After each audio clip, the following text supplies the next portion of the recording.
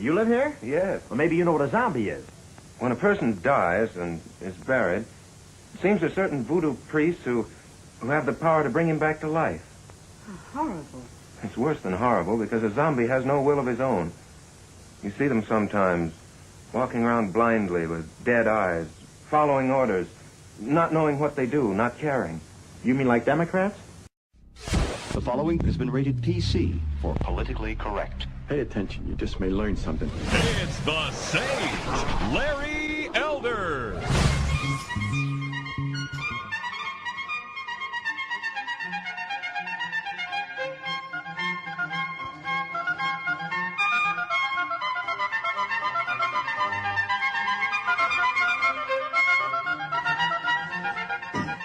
Thomas Sowell is the closest thing this century has come to on the order of an Emancipation Proclamation.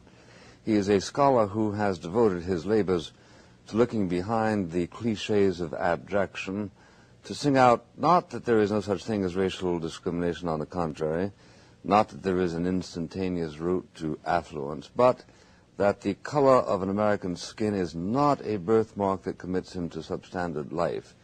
What is extraordinary is that the labors of Mr. Sowell, far from exciting the kind of enthusiastic reception one would expect, have met in some cases with near hysterical denunciations even from some black leaders. It is as if the head of the Anti-Slavery League had denounced Abraham Lincoln for signing the Emancipation Proclamation. Indeed, that proclamation meant that there would no longer be slavery, but it also meant that there would no longer be an anti-slavery league. Thomas Sowell was born in the South, but came north with his family as a boy, entered Stuyvesant High, from which he graduated going on to the Marines, and then matriculating in Harvard. There he received a degree in economics, going on to Columbia for his master's and to the University of Chicago for his doctorate. He has taught at Rutgers, at Howard, at Cornell, Brandeis, Amherst, was professor of economics at UCLA. He is now a senior fellow of the Hoover Institution at Stanford. He has written a dozen books, including most recently the two both published by Basic Books we will be discussing here today. They are Ethnic America and Markets and Minorities. Please welcome to the show Thomas Sowell. Tom, thank you very much for coming on. Thank you for having me. Tom, I was going to prepare a introduction for you, and then I came across that, and I said, I don't think I can do that any better, although you've published a few more books since then. Yes, I have, yes. You know, William F. Buckley, Tom, had that show Firing Line for 33 years, and in 33 years he could never get Ted Kennedy to come on. And when he was asked why, Buckley said, "Why does the bologna avoid the grinder?"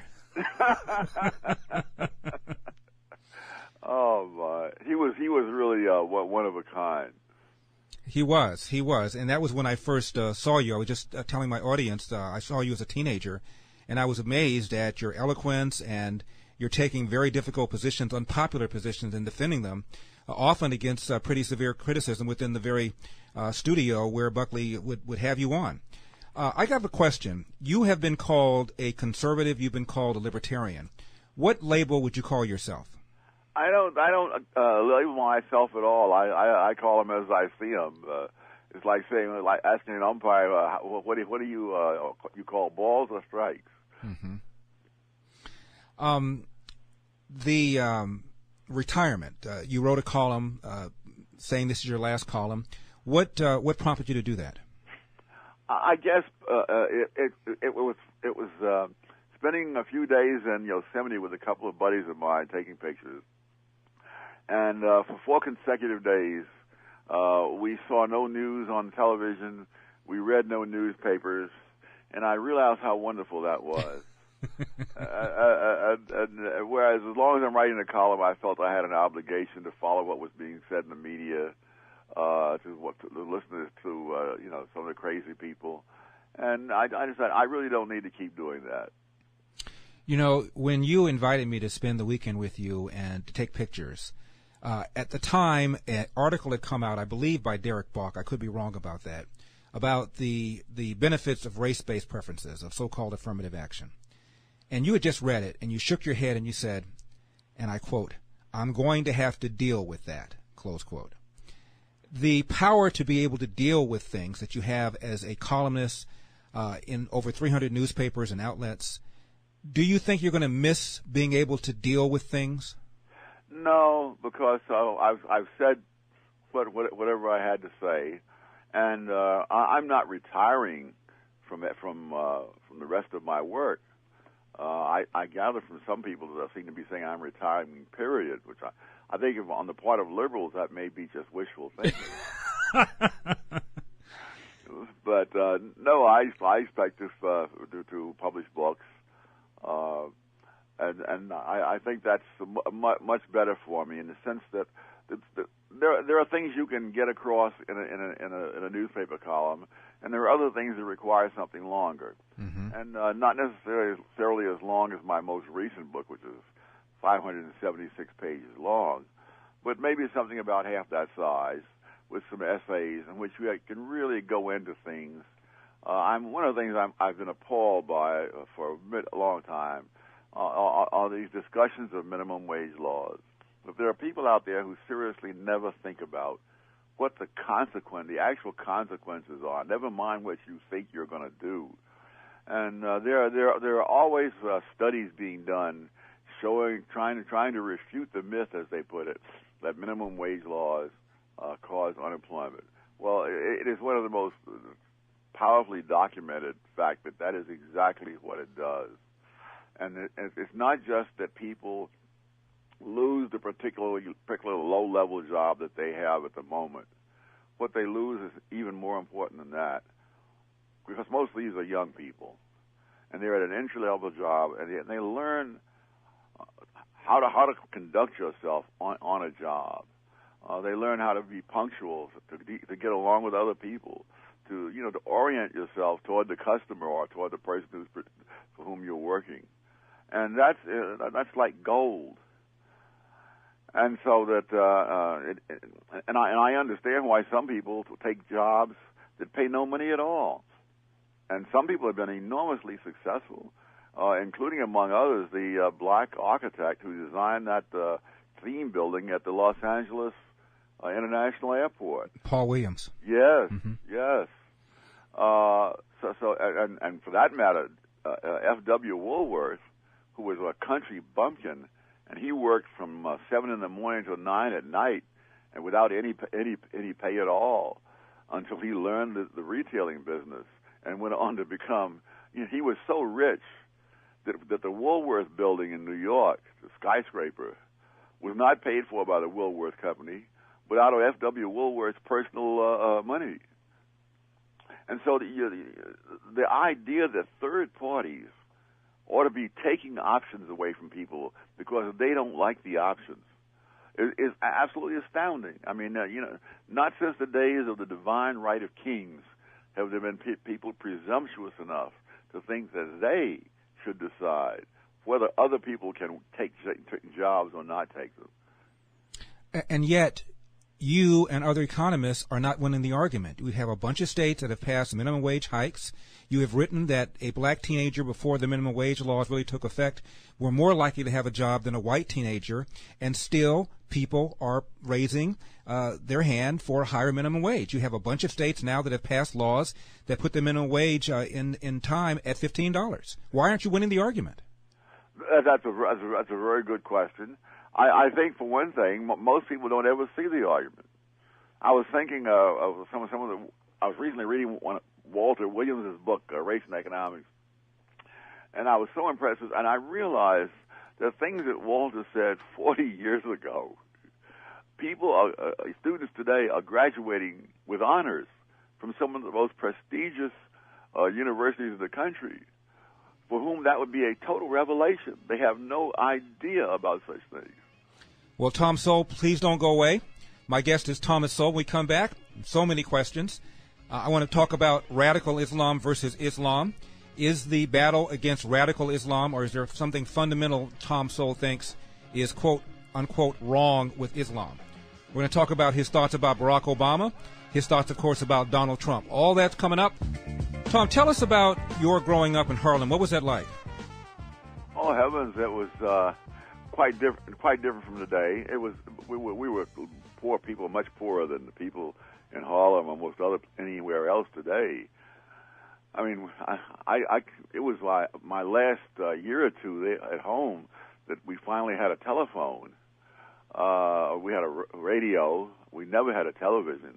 I mean, I didn't have a television until I was, 23 years old, and my sister gave me one of her old ones, and she got a new one.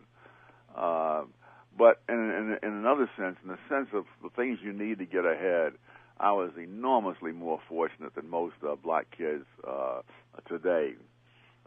Just for getting back to the minimum wage for a moment, when I left home at age 17, with no high school diploma, no real serious job experience, no skills, no anything, I was able to find jobs. The unemployment rate for black 17-year-olds that year was 9.2%. It hasn't been that low, in more than half a century since then. I mean, there have been decades in which it was triple what it was when I went out into the world. I wouldn't have a snowball's chance in hell to starting off the same way today, but because of the enormously high unemployment rate among black teenagers, which is a direct result of people putting in minimum wages, which simply price blacks out of the market. I mean, it's not a complicated thing. Labor unions around the world are always pushing for minimum wages, even though their own members' income or wage rates are far above the minimum wage to begin with. And the reason is very simple. They're pricing their competition out of a job.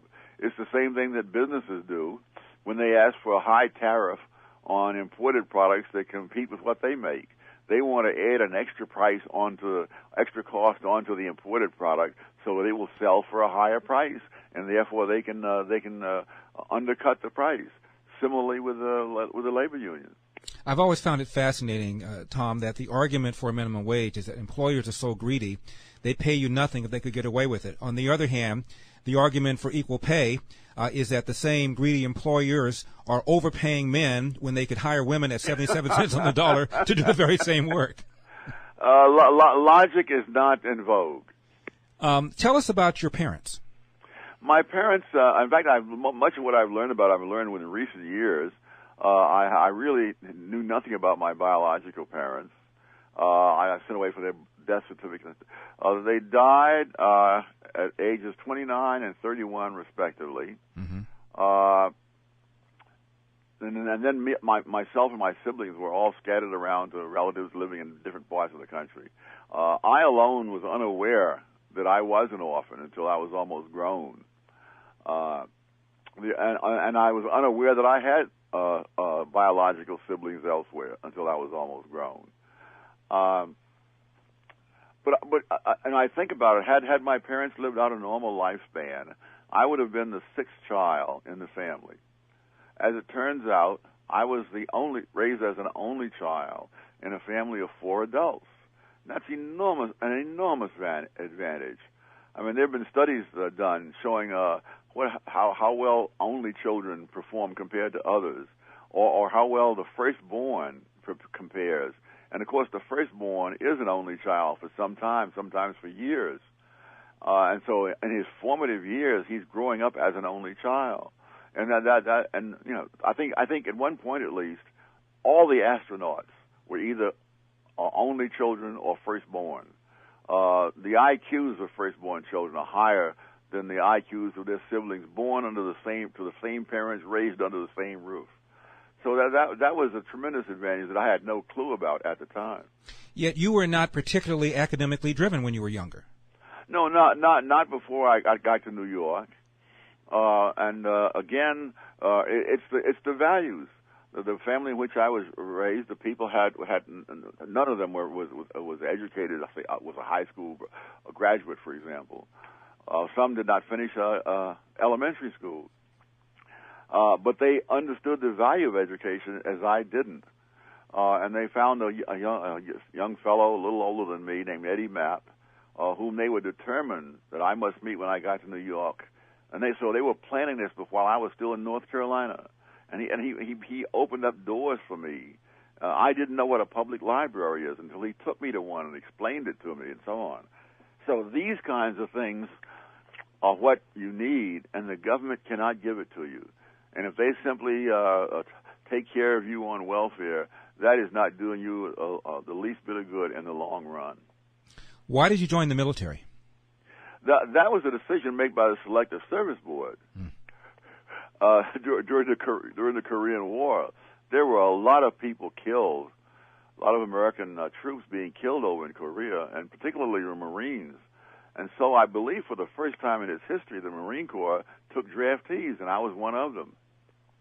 And I think it may well have been the last time as well. And I like to believe that I was not the cause of that. But I must tell you, when I heard someone say that I'm listed at Parris Island Marine Base as former Marines who've gone on to do whatever it is that we're supposed to do, I think, what if the people who actually knew me when I was in the Marine Corps see that? They will crack up, because I really was not a model Marine. No, I was a corporal. No one ever questioned why I never made sergeant, but some expressed amazement that I hadn't been busted back to private. When you say you weren't a model Marine, what did you do that made you not a model Marine? I was not at all happy about being drafted in the first place, and being sent down south in the Jim Crow era in the second place. And so my attitude was not by any means that of a career Marine. I mean, I just little things. I was told once that in a unit that I served in, that someone who'd worked in the commanding officer's office told me that the commanding officer received a memo on some of my misdeeds, that he read the memo, burst out laughing, and dropped it in the wastebasket. I mean, in other words, he had better things to do than spend his time court-martialing me. Tom, you know, I told you that my dad was Marine. He was a Montford Point Marine, and they're the ones that received the Congressional Gold Medal. My dad got his posthumously. They had a very nice ceremony for him at one of the military bases here in California. Now the Montford Point Marines, I remember the name Montford Point. That's in Camp Lejeune, isn't it? That's right next to Camp Lejeune. 1942 to 1947, there were 20,000 of them. These were the first black Marines. Yes, because at one time, blacks could not enter the U.S. Navy in any capacity whatsoever, and that included the Marine Corps. Tom, when we come back, I'm going to talk about why you went into economics, so please don't leave town. Tom Sowell's my guest. I'm Larry Elder. Call the Larry Elder Show now at 888-971-SAGE. That's 888-971-7243. Eldorado's Let Larry Know What's on Your Mind.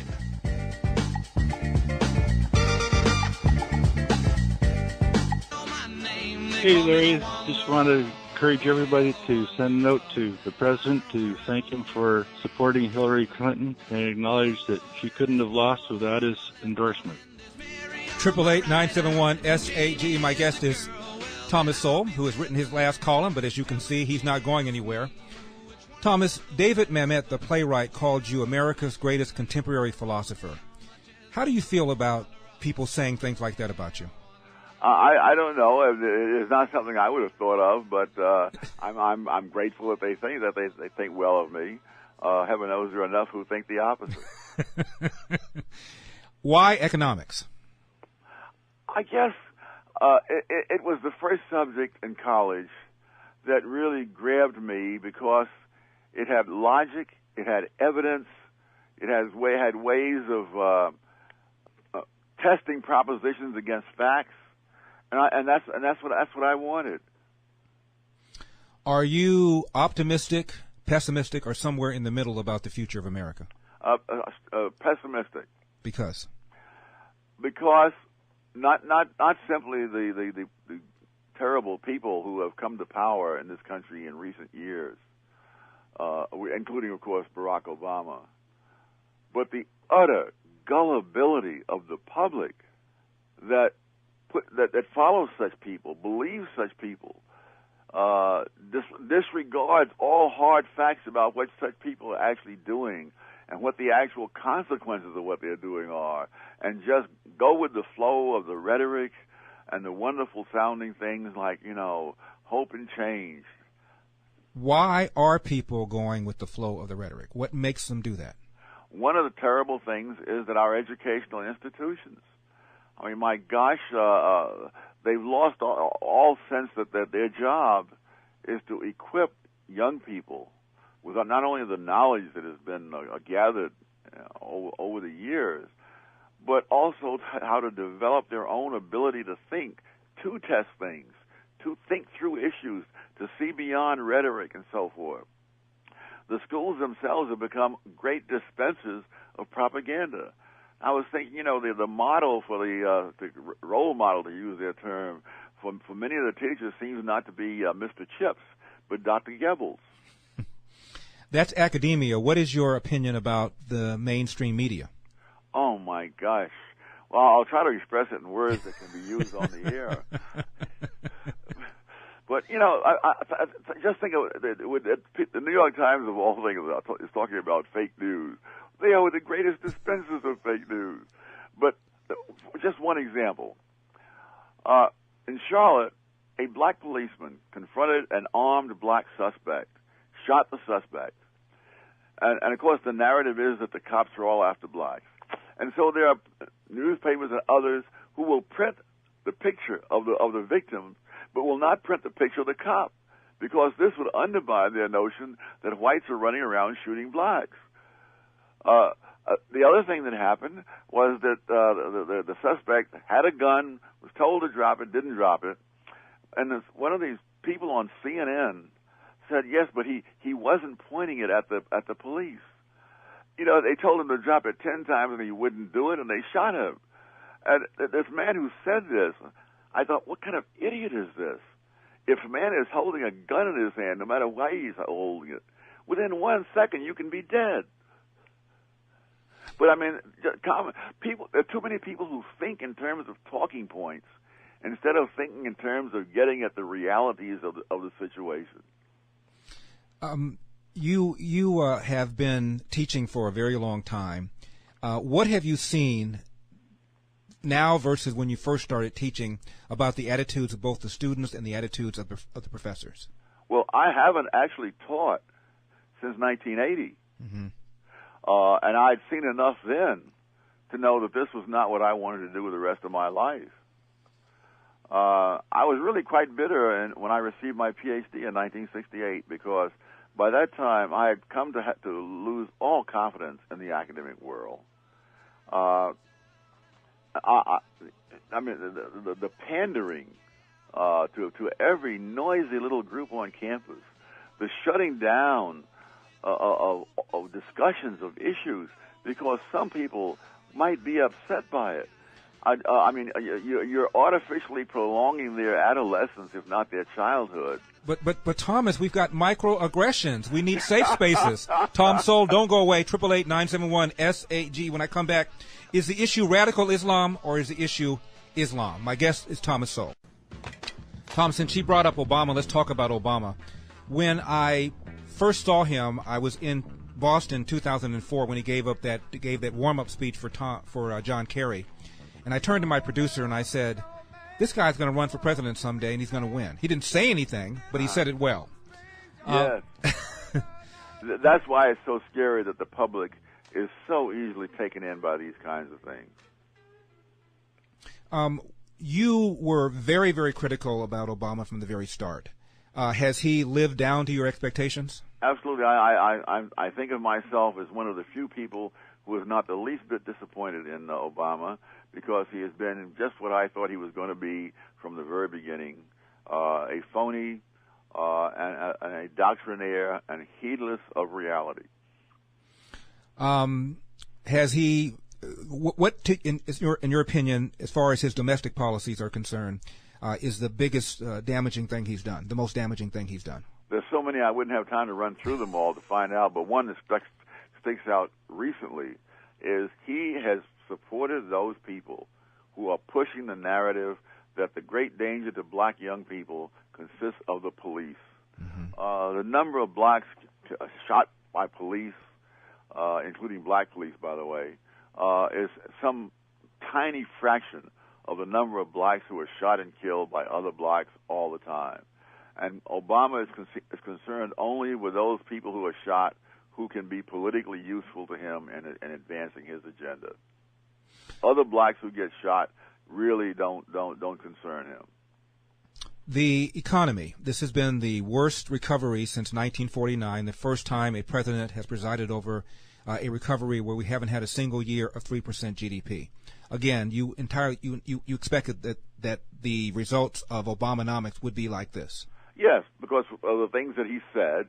That, again, is doctrinaire. One of the crucial things turned up in an interview where someone pointed out that if you're going to have these high taxes on high-income people, you're not going to collect any more revenue.